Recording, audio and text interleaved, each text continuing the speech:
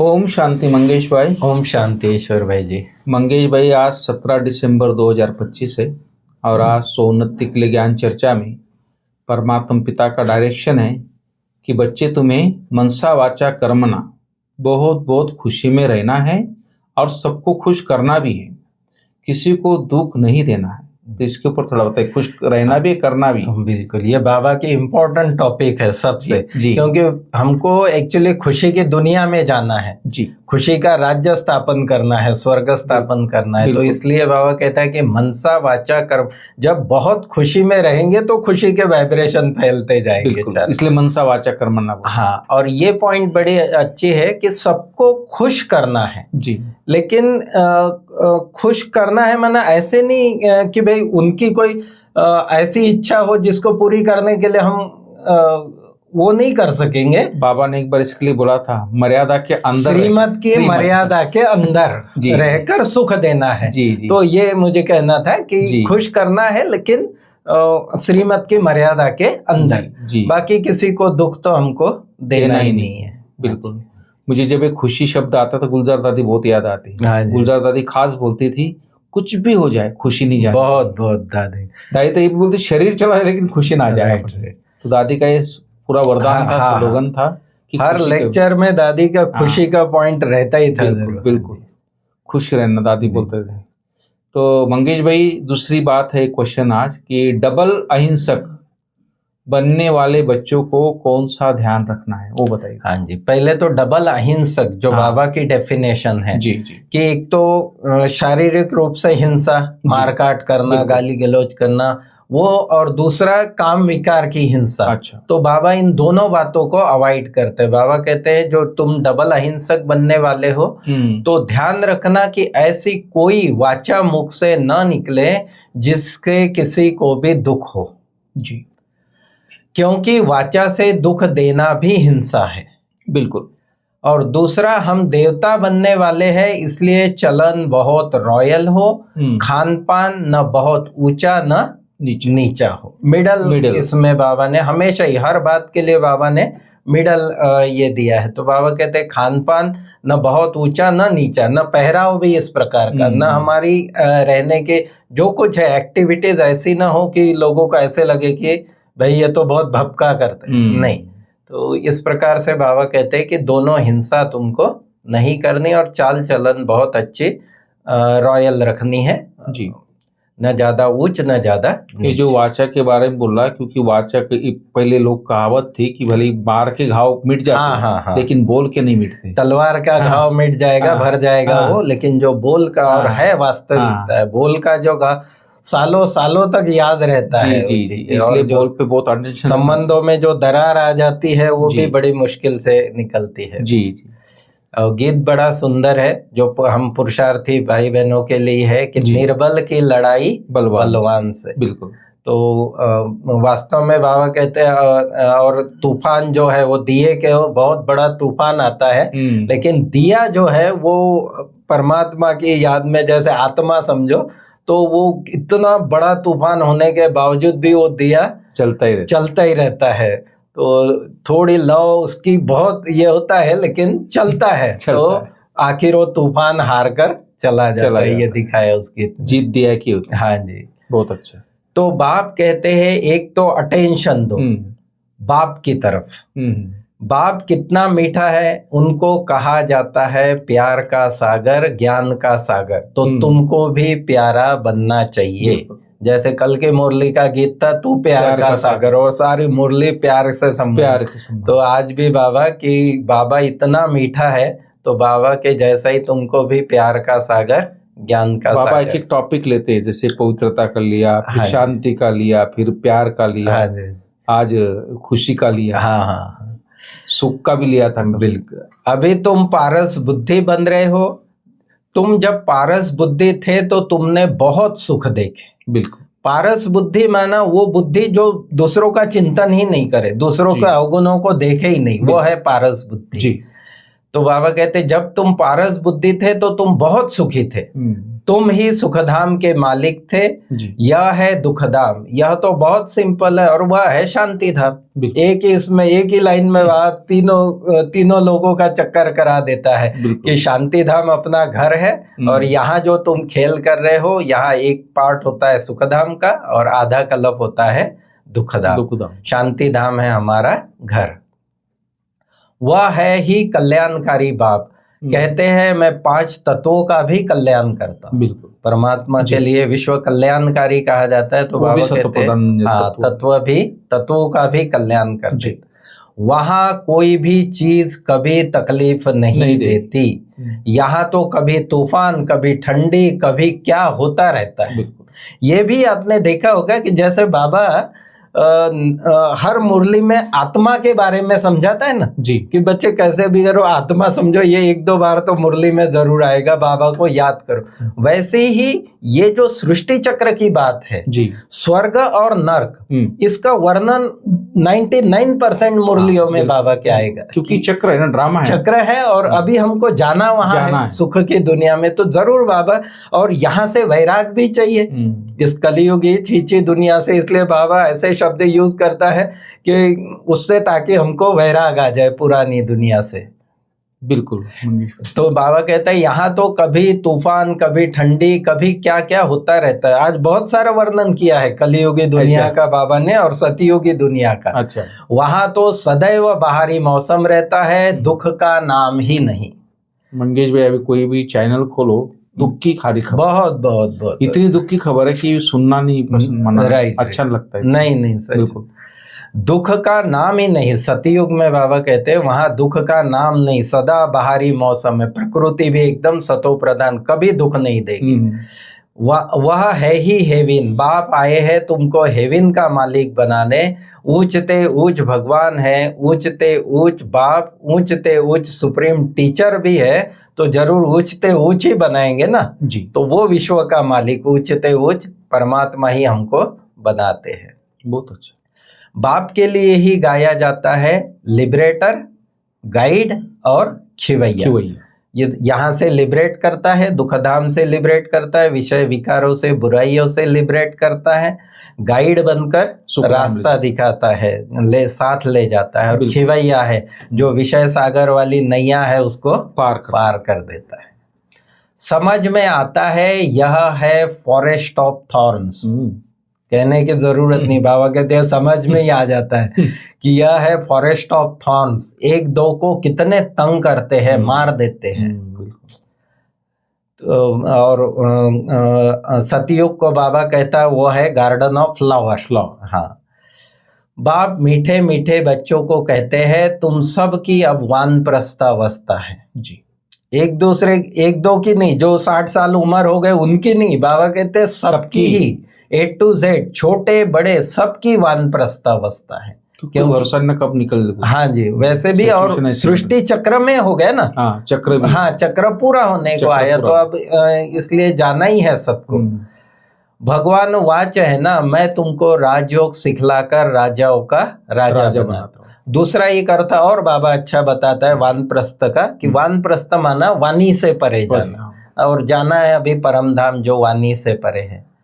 तो बाप कहते हैं बच्चे अच्छी रीति पुरुषार्थ करो, दैवी गुण धारण करो, क्योंकि राजाओं का राजा बनना है तो पुरुषार्थ अच्छी रीति करो, दैवी गुण धारण करो। ज्ञान बहुत मीठा है, इसमें आंखें खोलकर सुनना होता है। हालांकि सुनने का संबंध आंखों से नहीं है, कान से है, लेकिन हाँ, लेकिन आंखें खोलकर माना ध्यान से सुनो। बाबा कहता है निद्रावस्था में। हाँ, ज्ञान बहुत मीठा है, इसमें आंखें खोलकर बुद्धि ओपन रहे। जैसे मंगेश भाई कई बार क्या होता है, मुरली सुनते समय कईयों को नींद आ जाती है, सुना, फिर वो तो उनको इतना मजा आता है वो मुरली सुनने में, जैसे कोई आतेंद्र सुख में झूम रहा है, लेकिन याद कुछ नहीं रहता फिर बाद में आराम। अगर उसको जगह बोला मैं सुन रहा हूँ लेकिन आंखें बंद होती है, इसलिए बाबा ने खास अंडरलाइन कराया। बाप को तो देखेंगे ना, बाबा कहते हैं वैसे भी शिव बाबा सामने ब्रह्मा के तन में बैठा हुआ है, हमको हमेशा ये समझकर ही मुरली सुननी है। भले सुनाने वाला कोई भी है व्यक्ति, लेकिन बाबा भगवान के माँ, और ये समझो कि ब्रह्मा तन में शिव बाबा बैठकर हम सुना रहे। तुम जानते हो शिव बाबा यहाँ विराजमान है, तो आंखें खोलकर नहीं बैठना, आंखें खोलकर बैठना चाहिए, बंद करके नहीं बैठना। हाँ, बेहद के बाप को देखना चाहिए ना, बाबा को देखेंगे तो बाबा की दृष्टि भी मिलेगी। बिल्कुल। तुम बेहद के बाप की राय नहीं मानेंगे, बड़ा प्यार से, जैसे बाबा, इसलिए जब बाबा आते थे ना, मैं मुरली लिखता था, मैं सीधा सामने देख के, हाँ, बाद में लिख लेता था, बिल्कुल, वो मिल भी जाता है, उस टाइम में लिखता था। हाँ, वो भी बहुत अच्छी है, मैं सीधा बाबा से देख के सुनता था। तुम बेहद की बाप की राय नहीं मानेंगे। बाबा मतलब जैसा प्यार से बच्चों को कहते हैं ना कि बच्चे नहीं मानेंगे बाबा की राय, जो इतना दूर देश से आया है तुमको पढ़ाने समझाने, तो तुम उसकी राय नहीं मानेंगे। और राय क्या है, ये बाप ही समझा सकता है। हाँ, बहुत प्यार से, प्यार का सागर है ना। तुम यह अंतिम जन्म पवित्र बनेंगे तो पवित्र दुनिया के मालिक बनेंगे। राय ये है कि यह अंतिम जन्म है, इसमें अभी पवित्रता को, संपूर्ण पवित्रता को धारण करो। क्योंकि बाबा जानता है, ये जो बाबा मतलब बाबा कहने को तो ये भी कहेगा, आदेशात्मक भी कहेगा कि बच्चे मानो, मैं सुप्रीम अथॉरिटी हूं, लेकिन बाबा को पता है कि अभी आत्माओं की स्थिति जो है ना, वो इस प्रकार की नहीं रही कि उनको ऑर्डर से, उनको प्यार से ही चलाना पड़ेगा। इसलिए बाबा इतना प्यार से समझाता है। जी। बाबा कहते हैं, मैं तुम बच्चों को विश्व का मालिक बनाता हूं, सारे विश्व में तुम्हारा राज्य होगा। जी बिल्कुल। अभी तो कितनी पार्टीशन है, फिर ये कलियुगी दुनिया का वर्णन, बाबा कहते हैं अभी तो कितनी पार्टीशन है, पानी के ऊपर, जमीन के ऊपर झगड़ा चलता रहते हैं, अपने अपने प्रांत की संभाल करते हैं, दो प्रांतों के बीच में, दो राष्ट्रों के बीच में लड़ाई झगड़े चलते रहते। बिल्कुल न करे तो स्टूडेंट लोग या यूथ लोग पत्थर मारने लग पड़ते। तो ये सारा समाचार बाबा कलियुगी, यहाँ तो देखो क्या लगा पड़ा है, कितने आंदोलन होते रहते हैं। बाप कहते हैं जब ऐसी हालत हो जाती है तब मैं आकर विश्व में शांति स्थापन करता हूँ। जब ऐसी सारी दुनिया की हालत होती है तब मैं आकर विश्व में शांति स्थापन। बाप कहते हैं बच्चों को तुम कोई फिकर नहीं करो। फिकर नहीं करो, कल था फिकर से फारिग किंदा स्वामी सदगुरु। बाबा कहते दुनिया में फिकरात लगी है, यहाँ तुम बच्चों को कोई फिकर नहीं है।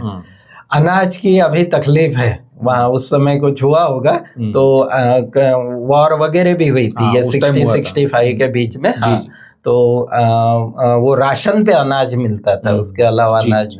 तो बाबा कहते हैं अनाज की भी अभी तकलीफ है, वहां तो अनाज इतना हो जाएगा सतयुग में, बिगर पैसे जितना चाहो उतना मिलता रहेगा। बाप समझाते हैं फिर और एक बात, बाप समझाते हैं अभी सबके सिर पर काल खड़ा है, आज कल करते करते काल खा जाएगा, कोई गारंटी नहीं। सबके सिर पे, बच्चे से लेकर बूढ़े तक, कोई उसके मतलब पंजे से छूटा नहीं है। और अचानक वाला मामला तो हम देख ही रहे हैं सर। बिल्कुल। बाप आत्माओं को बैठ समझाते हैं, आत्मा ही सब कुछ करती है ना, एक खाल छोड़ दूसरा लेती है। फिर आत्मा अभिमानी बनने का अभ्यास कि बाबा कहते हैं आत्मा ही सब कुछ करती है, आत्मा ही खाल छोड़ दूसरी लेती है। फिर बाबा ने सर्प का भी मिसाल दिया कि सर्प एक खाल छोड़, वैसे ही हमको भी अभी ये देह रूपी खाल छोड़नी है और नहीं लेनी है। या स्वर्ग में भी ऐसा रहता है उनको कि भाई ये अभी शरीर छोड़ना है पुराना। फिर बाबा ने भ्रमरी का भी उदाहरण दिया कि बाबा कहते भ्रमरी भी ज्ञान की भूभू तुम करते हो, ज्ञान सुनाते तुम किसी को भी विश्व का मालिक बना सकते हो। बाप जो तुम्हें विश्व का मालिक बनाते हैं तो ऐसे बाप को क्यों नहीं याद करेंगे? जरूर याद करेंगे बाबा, जरूर आपके श्रीमत पर चलेंगे। इस प्रकार से बाबा ने बहुत सुंदर वाणी चली।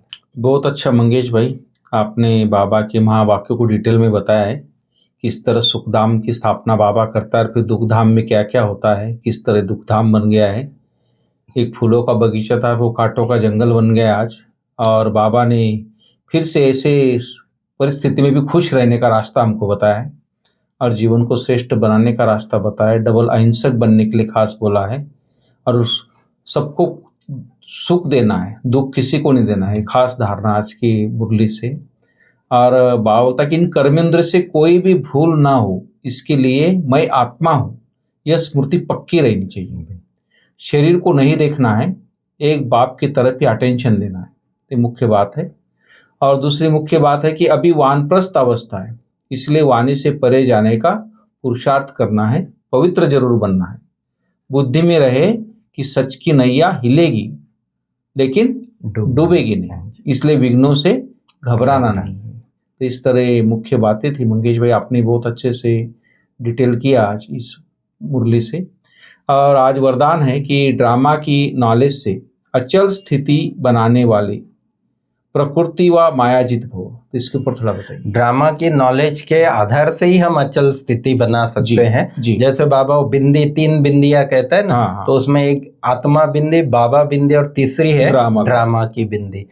तो प्रकृति व माया द्वारा कैसा भी पेपर आए लेकिन जरा भी हलचल न हो, यह क्या, यह क्यों, यह क्वेश्चन भी उठा, जरा भी कोई समस्या वार करने वाली बन गई तो फेल हो जाएंगे। हलचल आ गई तो बाबा कहते फेल हो गए। इसलिए कुछ भी हो लेकिन अंदर से यह आवाज निकले, वाह मीठा ड्रामा वाह। ये बहुत अभ्यास की और शक्तिशाली स्थिति की निशानी है। तभी ये वाह मीठा बाबा, वाह मीठा ड्रामा, ये तभी निकल सकता है। तो बाबा कहते कैसी भी स्थिति हो, कुछ भी हो, लेकिन अंदर से आवाज निकले, वाह मीठा ड्रामा वाह। हाय क्या हुआ, ये संकल्प भी ना आए। ऐसी स्थिति हो जो कोई संकल्प में भी हलचल न हो, सदा अचल अडोल स्थिति रहे, तब प्रकृति जीत व माया जीत का वरदान प्राप्त होगा। बिल्कुल। फिर स्लोगन है जी, जैसे खुशी से शुरुआत हुई थी तो स्लोगन भी, खुश खबरी सुनाकर खुशी दिलाना यही सबसे श्रेष्ठ कर्तव्य है। खुशखबरी कौन सी? बाबा आया हुआ है, ये सबसे बड़ी खुशखबरी है। तो बाबा कहते ये सिर्फ आया नहीं, हाँ, स्वर्ग का मालिक बनाने आया। हाँ बिल्कुल, कितनी बड़ी बात, बहुत। हाँ जी जी। तो सच में खुशखबरी सुनाकर खुशी दिलाना यही सबसे श्रेष्ठ कर्तव्य है। और जो हमारा व्यक्त इशारा चल रहा है, कर्मातीत बनने की धुन लगाओ, संपन्न व कर्मातीत बनने की धुन लगा। तो बाबा कहते हैं पुरानी दुनिया में, पुराने अंतिम शरीर में किसी भी प्रकार की व्याधि अपनी श्रेष्ठ स्थिति को हलचल में न लाए। अच्छा, हाँ, व्याधि शरीर सबसे ज्यादा हलचल में आत्मा को लाती है, शरीर की व्याधि। बिल्कुल। तो बाबा कहते हैं ये कितना भी कड़ा पेपर हो लेकिन श्रेष्ठ स्थिति हलचल में न आए। स्वचिंतन, ज्ञान चिंतन, शुभ चिंतक बनने का ही चिंतन चले, तब कहेंगे कर्मातीत स्थिति। किसी भी परिस्थिति में शुभ चिंतन, ज्ञान चिंतन और स्वचिंतन ही चलता रहे। ये है कर्मातीत स्थिति की पूरी निशानी। बहुत अच्छा मंगेश भाई। हाँ, ये स्वचिंतन वाली बात जो आपने बताई से बाबा ने का सोचता स्वरूप नहीं बोले, हाँ, स्मृति स्वरूप। तो जो चिंतन चलता है उससे हमारा एक स्वरूप बन जाता है। जैसे आत्मा का चिंतन करो, परम धाम का करो, बाबा के बारे में, स्वर्ग के बारे में सोचो, तो जब हम सोचते हैं उसको तो उसका एक स्वरूप बन जाता है, तो स्मृति स्वरूप उसको कहते हैं। तो इस तरह स्मृति स्वरूप भी हमको बनना है। बहुत बहुत थैंक्स। ओम शांति। ओम शांति।